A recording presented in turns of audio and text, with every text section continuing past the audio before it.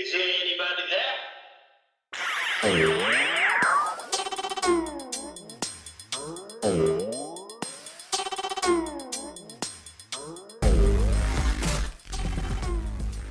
All right. Well, welcome everybody to yet another episode of the Dad Hat Chronicles podcast. My name is Ed, also known as the Dad Hat, and with me I got my co-host, Stadium Food Girl herself, Val. What's going on, my friend? Hi, I'm so excited. Another Monday, another day of doing what we love most. That's right. So I'm going to hand it off to you. You're going to take over.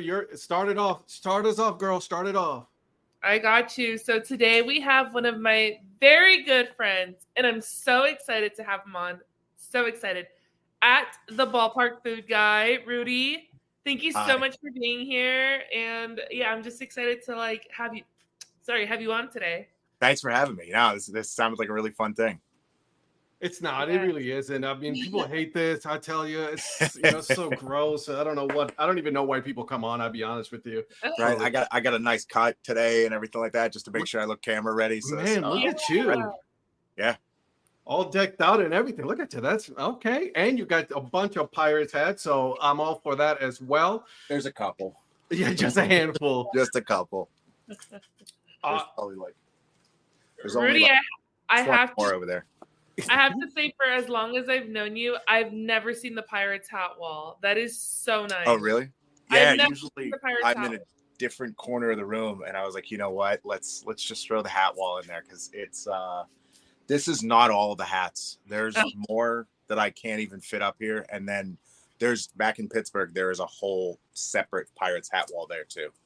Oh my God, are you serious? And I don't repeat hats. Like there might be like one or two repeats. That's it. What's your count? In all, I'm probably like over 500 total, because I have a lot of other teams too. One of my buddies, he started it off years ago, and we've been collecting like since COVID and just rolling with they started to sell out. And I mean, I don't have hair, so I'm just like, let's throw a hat on it, literally. Yeah, I know. I'm with you, homie. It saves on haircuts. So much. But yeah, so probably like between 500 and 600. That's awesome. I love that. Well, you learn something new every day. It's more than just the food now. Now I'm. It is. And I think that's perfect, because the dad hat, right? I mean, and then I know that Ed does a show with some other friends and their hat collectors. So I'm like, wow. Right. Yeah. No, I'm big hats too. I collect these kinds of hats, right? The dad hats, Yeah. So I'm over. I think by now I'm over 600 of them. Are you? And that's rookie numbers compared to some other people that we know in this area. It's like I know, like my friend Patrick Larson. Yeah. No one knows exactly the actual count, and he refuses to count the number of hats. So I get it. Because my wife doesn't want it. My wife did a count one time and then multiplied it, dollar wise, and I told her not to, because it would make her really mad. Don't ever. That's bad. No, that you can't start figuring out how much you spent. It's nope. That's sleeping on the couch, thing. So we don't do that anymore. We stop counting. No. Our other good friend who Ballpark Food Guy knows, Food and Fitted, has an awesome hat wall as well. Yeah, he his is pretty impressive. He's been doing that because I noticed he started taking those trips probably about 5 years, if not longer ago. Mm-hmm. And he'll go after like every place he gets a hat, and I'm like, that's a cool thing, that way you remember where you were, and it also captures the era that you visited, because they changed the hats so much, with the Batterman and the all the different. I mean, there's so many different pieces of a new era hat that can change week to week now that it's hard to keep up with all of it. It really is. I mean, with the business of hats, right? Like, I mean, every week or there's new stuff coming out, which I love, by the way. Like I don't know if you're like me, but like for the beginning of every season, to commemorate the beginning of each season, whether it's baseball or football for me, right? Yeah. I always get a hat. No matter what. Like I have to buy a hat, right? Oh yeah. To commemorate. It's like that's how I. But then when it comes to Major League Baseball, I don't buy a hat. I'm waiting until I go to the actual ballpark to actually get the hat there. Minor league baseball, different story. Right. I go buck wild with that, as Val knows already. So fun hats. Minor leagues, they don't have rules. They just do whatever they want. I love. I mean, the latest one I got. Look at this thing. Oh yeah, that's a cool one. Yeah, from the Iron Pigs. Remember this conversation, Val, when we were talking to our boys? And I wish it came in a dad hat. So do I. So many. The Iron Pigs, like they have a new hat like every 3 weeks. They move. I don't know.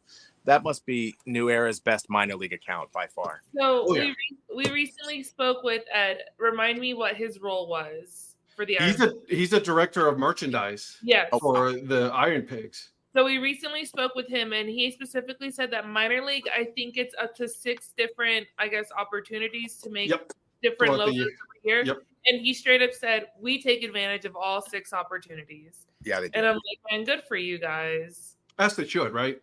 I mean, that's an opportunity for you to go ahead and, get merchandise to the people and get people to buy, merchandise from your team.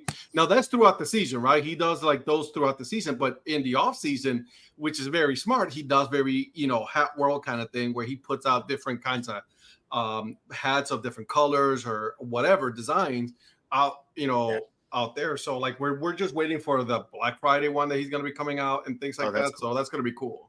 Yeah. Huh. But I want to know something, Rudy. My question for you is, like you briefly touched up on this, that you started really collecting during COVID. Is that when you really started collecting hats? I had a more space for it at a different apartment, and I had shelves where I could do like 3 or 4 hats. So first I did the divisions, and I was like, well, you know what? Some of these hats are like the adjustable hats, like some were snapbacks, some were the stretch hats, and I was like, I'm just gonna get a collection of fitteds. I didn't have a Pirates fitted when I first moved to LA, and I realized that. I was like, this isn't great. And so as I was visiting ballparks, I was grabbing them, and then during COVID they were re-releasing all the Cooperstown collection. I was like, I love the nostalgia. So as they were selling out, I'm like, well, I want to get some of these older hats, like like the old Angels logo, the old Indians logo.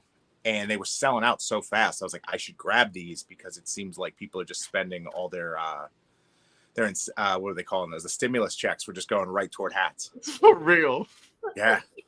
I'm not going to deny that I didn't buy a hat or two during that time, because I did spend some money on that, right? We all did. Yeah. I feel so seen. I mean, there were some like, I bought some interesting stuff during that. I didn't buy a thing. But the hat boxes started to add up, and after a while, like my roommate would be like, "Why is there another hat box here today?" I'm like, I don't know what. Don't worry about it. Don't worry about it. It's cool. It's cool. Don't worry about it. You don't you don't see that. You don't see that at all. Mind your business. Right. Yeah. Right. No one asked you. Nope. Mind your business. Yes. So. Yeah. Another question for you. How obviously I know Stadium because I had her on the podcast, right? As far as like how she got started and all this. So, and obviously you see her now. She's my co-host on this podcast. But like, how'd you get started with being the whole ballpark food guy thing? So that's a great question. It's kind of a part of it was a joke, and then part of it was a little bit of a sad story. I was living in New York City in like I want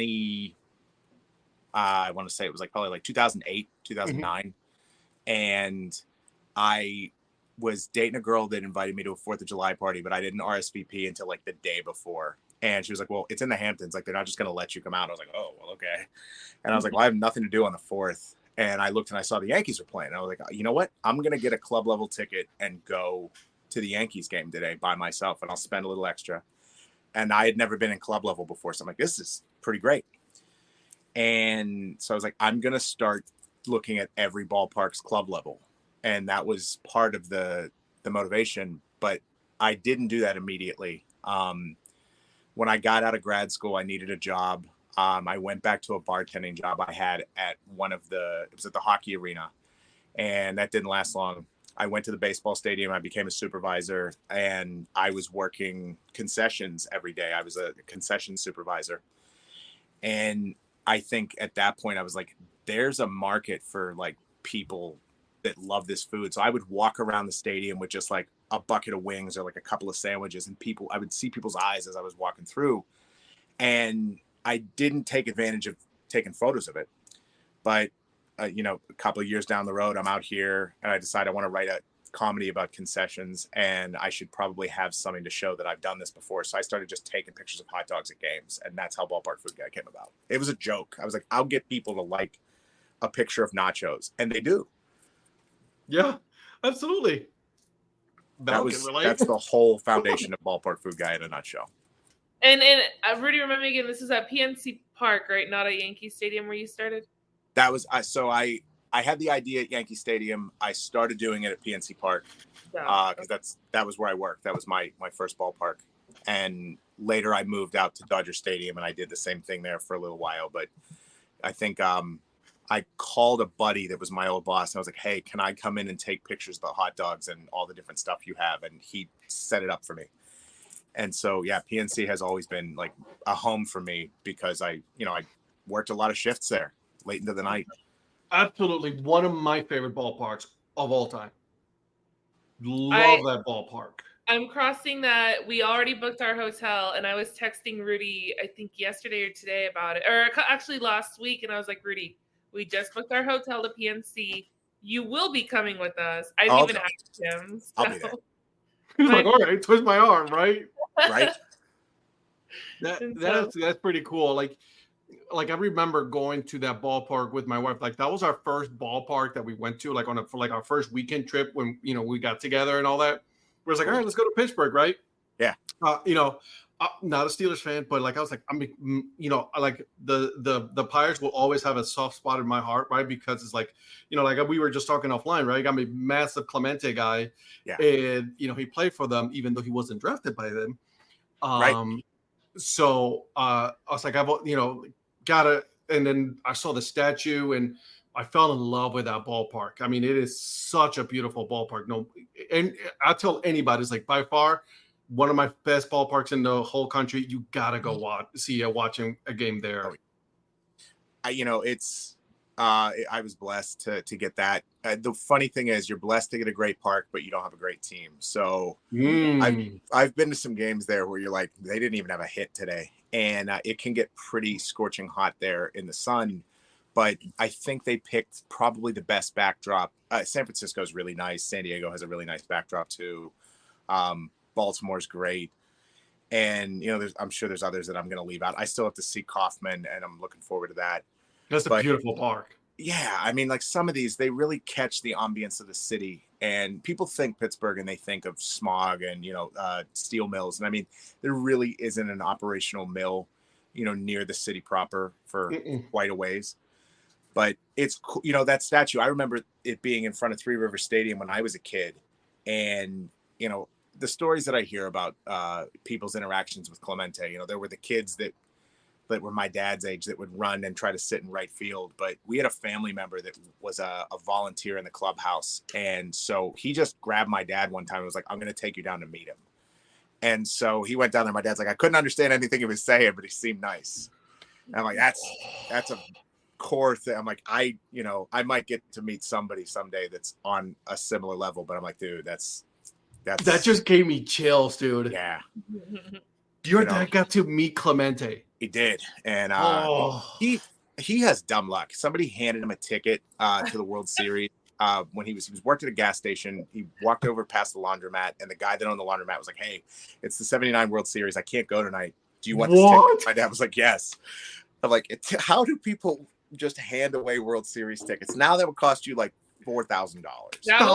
Thousands of dollars. That was the you guys beat the Orioles, right? Was that the Orioles? That was against the Orioles. And I'm like, wow. I was like, I bet he didn't get out of his seat the whole, just entire event, just watching the whole game. Yeah. Lucky.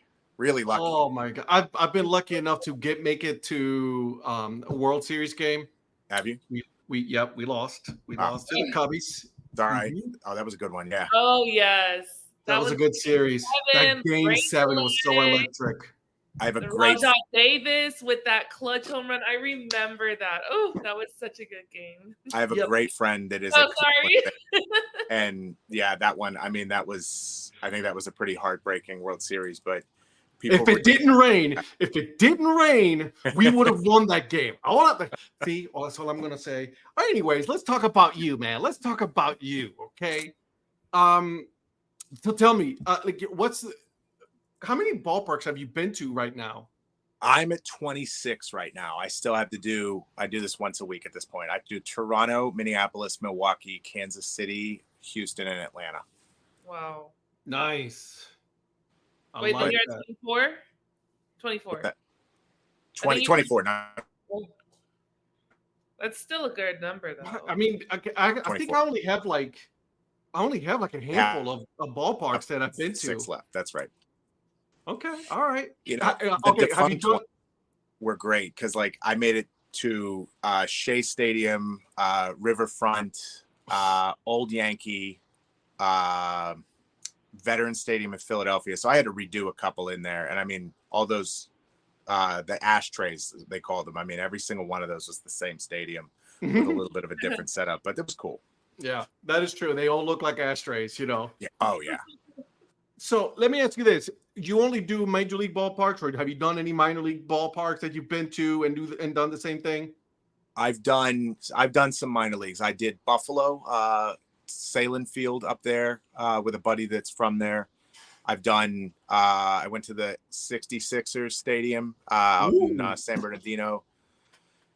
And let's see. Aviators. Oh, I went to the Aviators. That's right. I went to the Reno Aces, and Reno Aces has they have a beautiful new style stadium. It's not nearly as good as the Aviator Stadium though. That one is freaking phenomenal. That's pretty cool. I like that. I think that's all there's a bunch. I wanted to do Salt Lake City, but Mike Trout, you can never tell when he's going to get hurt. So I'm like, I want to do a rehab game, but I don't know how many of those we're going to get. I mean, at this point, I don't even know if you'll ever play a full season ever again. I know it's sad to say, right? Because such a talent, right? Yeah. But man. Yeah. So sad. It's going to be a tough one. I'm trying to think if there's any. I haven't done the Quakes out here in LA yet, and I've been meaning to see the Lake Elsinore Storm. I just, there was a lot of weekends that I was trying to get out and do that, and lately it's not been a priority. But Lake Elsinore Storm, I'm gonna say make that up ASAP because the food is so good. Is it? Okay. All right. I'll have to do that. It's so good. I can fit that in before the end of the year. You should. Yeah. And then I might meet you out there. That sounds fun. Yeah. I was like, I might go. I mean, come on. I can't twist my arm here. I'll go. Yeah. But I've done football and hockey too, but on you took my next question. Yep. I've done those on a much smaller scale. I think I did, you know what? Last year was the coolest experience. A buddy had company seats on the floor at the Q or whatever is it still the Quicken Loans Arena? It's still the Q. All right. At the Q. And I went with him because I'm like, dude, we get to go to the lounge and, eat the buffet. And I'm like, this is great. You get the brown mustard that they only have there. Oh, yeah. See, I've been telling you, Val, that the study in mustard. Yes. The Burtman's mustard. They have the knockoff here in LA. They have knockoff Burtman's here in LA. They call it Stadium Mustard. I'm like, that's not what this is. No. It's Burtman's right there. That's the stuff right there. Man. Or maybe I got it in Pittsburgh and brought it to LA. But either way, outside of Ohio, they have the knockoff version of it. But it's really good. It is. Listen, knockoff or not, brown mustard, that stadium mustard, that stuff is on a hot dog. Oh yeah, baby, I love that. That's where it's at. I've done those two. So I've done Boston, the Nets. I've been to Madison Square Garden for a hockey game. That's a weird environment. That stadium is just that arena is just kind of different. And then. Now, is it the arena, or is it or the fans, or is it a combination of the? I think at the time they were renovating, and the people really weren't into the Rangers at the game I went to.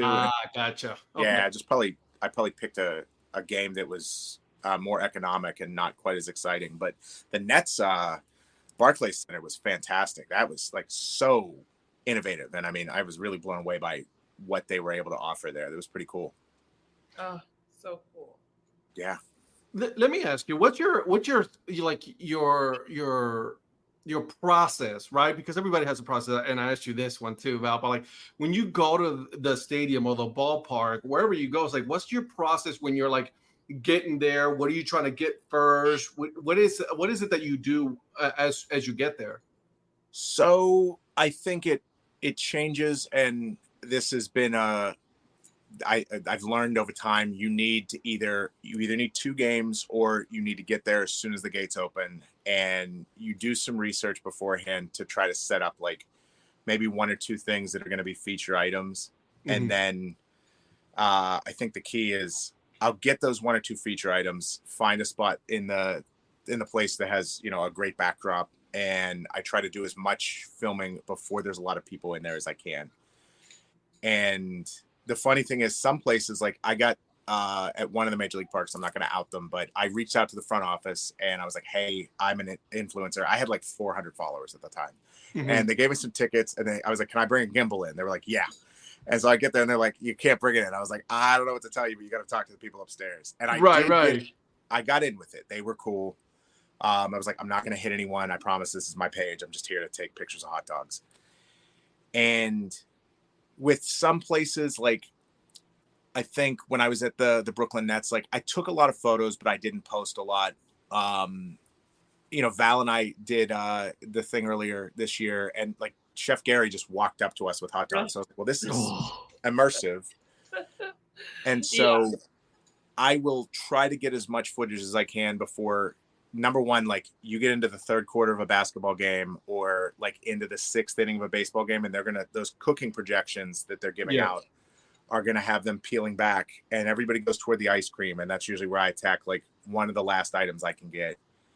But I think overall, my process is get there early, get through as much stuff as you can. Hope there's not a rain delay and you're not in a rain city, but it seems to work out pretty well. I would say like 90% of the time, if not more.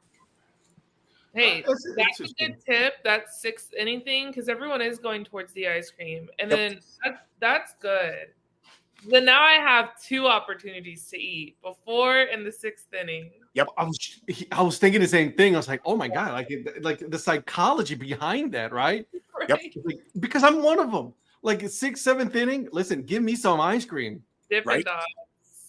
And it's only from having worked there that like I knew how much. I remember we were working PNC Park one time, and someone fired off an entire package of hot dogs. Now there's like 120 hot dogs in an industrial package, and they threw them all. Sometimes in the back, they'll just put them in an oven. Oh no! And my boss was carrying them like Santa Claus, just a sack of cooked hot dogs, and we donated everything. But like you have to take a loss on all of that. And it's like, you just took an L, big L too. $5 a hot dog at least, like they were not happy about that. I mean, I got that stand the next event. I was like, you're going to cook like 20 at a time. That's it.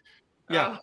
And if they have to wait, they have to wait, because you don't want to lose the money. That's 120 hot dogs right there. They just went out the window. I mean, not on that level. It's like when they start asking you like, hey, why did you have so much spoilage last night? It's like, well, see, what happened was, it's different from when you got the bartenders and all of a sudden it's like, why are there 8 spoiled Bud Lights on here?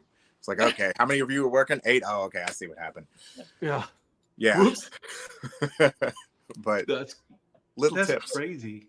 I was going to just say, for those listening and for someone like me, if you can get into, if someone's got 2 days in Pittsburgh, how do you do 2 days in Pittsburgh? At least 2, right? Because I don't know anyone that's going. I mean, unless they're going just for a day. All right. So if you've got a day in Pittsburgh, and I think this comes up a lot in with the Pirates game at night. Or I guess 7, whatever. Pirates game at night. All right. So I would do it like this. I think you spend your morning, assuming you can get the tour tickets. You do the Roberto Clemente Museum in the morning. It's down the street. It's an Uber ride or a rather long walk. I would say it's not quite a walk. It's a short ride. Mm-hmm. And you're in Pittsburgh's Lawrenceville neighborhood. There's a place that I really love over there that's called the William Penn Tavern. It moved from Shadyside down to Lawrenceville. They have the best wings. They're called the kitchen sink wings. They put all the sauces together, and it's spicy, but it's garlicky, and it's Parmesan-y, and then, there's the buffalo flavor. It's delicious. Oh, whenever you hear someone say the kitchen sink, it's going to be a lot of food, right? Like, I mean, it's just good stuff. Oh yeah.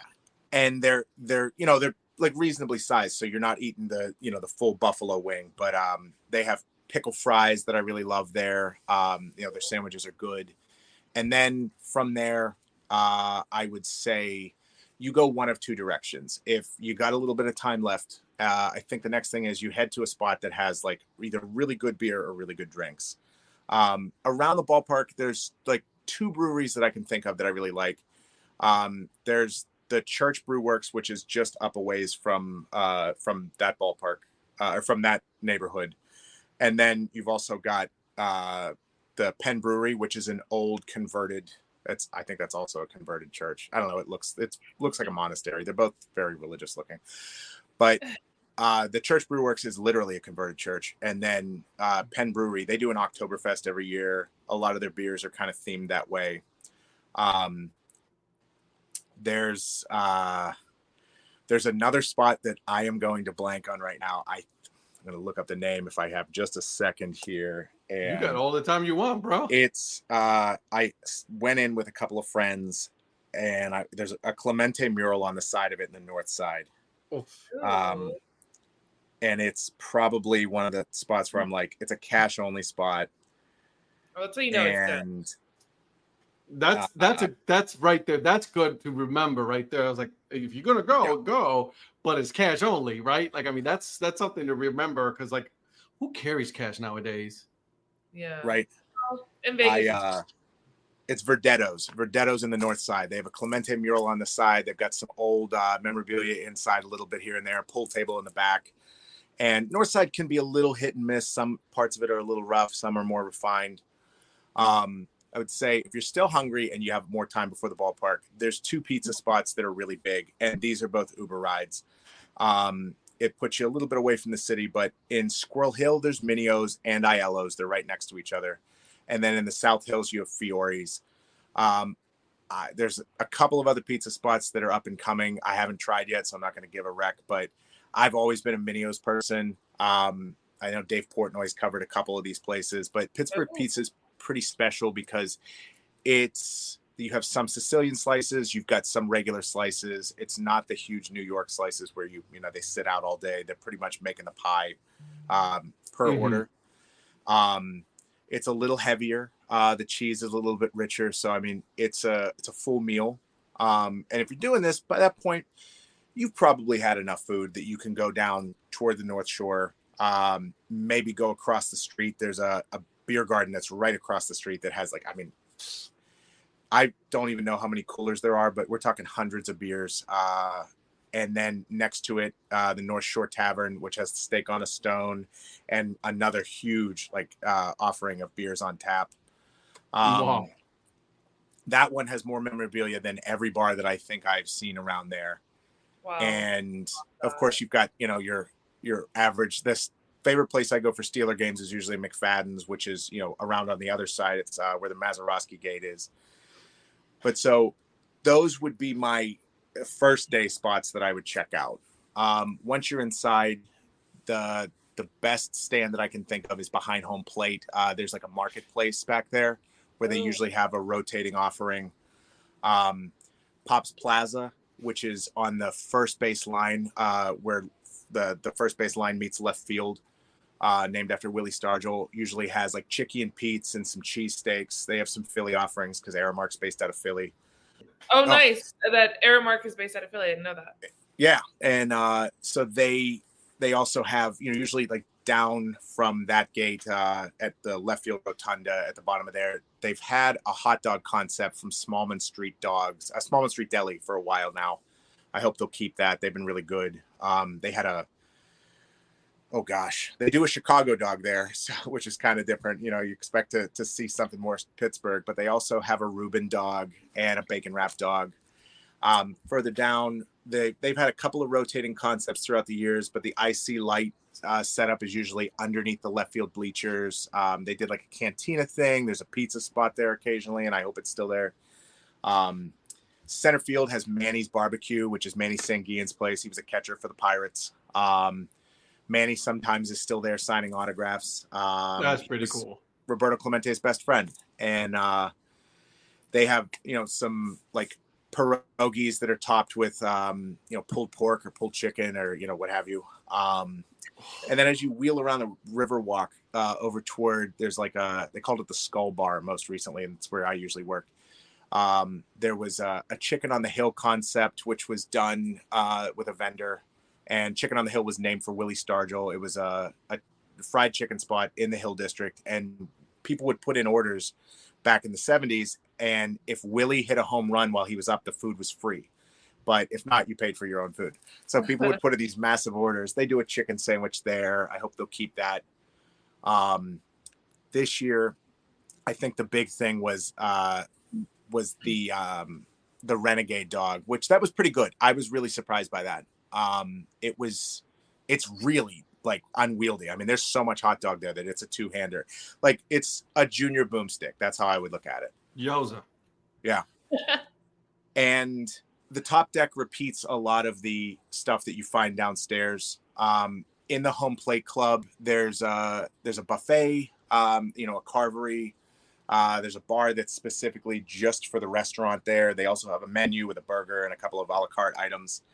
They have a really nice dessert set up. And then once you go down and you're actually behind home plate, all you can eat like nachos, hot dogs that you can throw toppings on yourself. And they've got a pretty nice arrangement.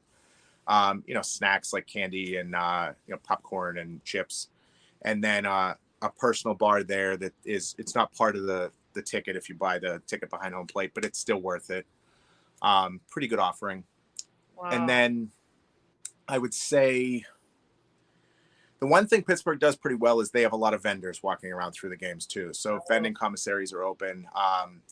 You can get most things. I don't know how much in-seat service they're doing right now. I don't think it's as much as other stadiums, but yeah, that's most of the in-stadium offerings that I can think of. There's a few others, Quaker Steak and Lube, wings, and Permanis, which Pittsburgh's famous for.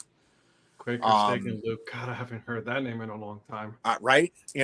And I like going to the actual Permanis location, like in the Strip District or in one of the satellite locations, because there's just more offerings there. Yep. The Capicola is great. If you have a second day and you're really looking for a couple of unique things in Pittsburgh, I would say there's like 2 or 3 places off the top of my head. And in the Shady Side neighborhood, one of my favorite restaurants is Shady Grove. It's got great bar food. I've been like, my mom worked across the street for years. So, I mean, I've been eating there like for, I don't even know how many years now, but the menu is pretty diverse. Some of the best bar food and pizza that I've ever had. There are 2 other things. There's a pierogi place that is in McKees Rocks. McKees Rocks is a little bit of it's an area, but the pierogies are good. The South Side also usually had a pierogi place near one of the churches because they do a lot of fish fries. And I got to see if the sign is back there. It should be, relatively soon. I think they'll start up for football season. God, pierogies. Oh my God, I haven't had a good pierogi in a while. Oh. And I would say as far as the really special places, I have a friend that has a cocktail bar downtown that's walkable from PNC Park. That's called The Warren. I really love that place. They also have a late night menu. Late night menus are hard to find in Pittsburgh. That's one of the things I would say. The Warren has a late night menu. There's a place not too far from there called Bakersfield. They have a late-ish menu. The Capitol Grill is actually a pretty great place before or after games, surprisingly. Tequila Cowboy down the street is fun if you want to get thrown out by one of the bouncers fast. No, it's a Western themed bar that has the bull in there you can ride. Oh, nice. I've not been thrown out of there, but I've watched other people get thrown out. Well, now I know. Yeah. I hope you guys enjoy this episode with Rudy. Now, make sure you guys come back next week, okay? Episode 2, part 2, however you want to go with it. We are going to be here next week with this episode. We are going to be going into some more suggestions that he has about Pittsburgh, my famous, not so famous questions, as well as some of the things that he does in order to look at when he is at a different ballpark or stadiums and things like that, okay? Also, make sure that I Chronicle Sports Show is going to be live Tuesday at 9 p.m. Eastern time on my YouTube channel, as well as on Facebook, Instagram, heck, even on LinkedIn, anywhere except on Twitter, guys. We are not on Twitter. They are charging us, so we are going to be off of that until further notice, until they decided to go do it free. But anyways, join us 9 p.m. Eastern time. We're going to be talking football. We're going to be talking some baseball, whatever comes to our mind, guys, okay? And until then, guys, keep grinding and always support the minor leagues. See ya.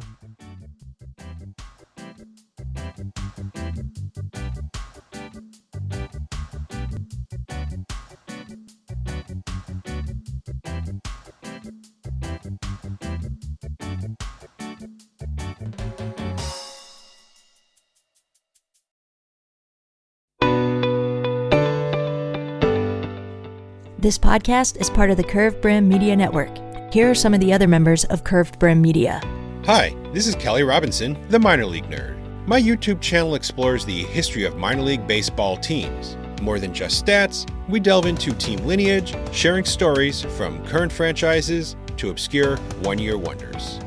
I'm Paul Caputo, and on the Baseball by Design podcast, I talk to minor league baseball teams, designers, and other super interesting people about what these minor league baseball logos mean, and I talk a little bit about ice cream helmets. What's up, Bucketheads? I'm Anna DiTomaso, and each week on the Baseball Bucket List podcast, I speak with a different fan about their favorite baseball memories, what the game means to them, and what's left to check off on their baseball bucket list. Hey everyone, it's Eric from the great state of Kansas. This is Johnny from the New Orleans Baby Cakes Memorial Museum. And we are the Earn Fun Average podcast, where we talk to a variety of guests about their love of baseball and have fun doing it. America, lower your standards. Average is what we do best. This is Patrick and Corey of BaseballMapper.com, and we have made an interactive map to help highlight all baseball teams from the majors down to collegiate summer leagues. We want to bring you closer to baseball. So get on the site and find a team near you today. Hey guys, this is Patrick Larson from the Minor League Baseball Hat History Series. And in every episode, I go through the history of minor league teams through my personal collection of hats. You can find me on Twitter at @PatLarson1. I hope you guys enjoy. Learn more about Curved Brim Media at curvedbrimmedia.com.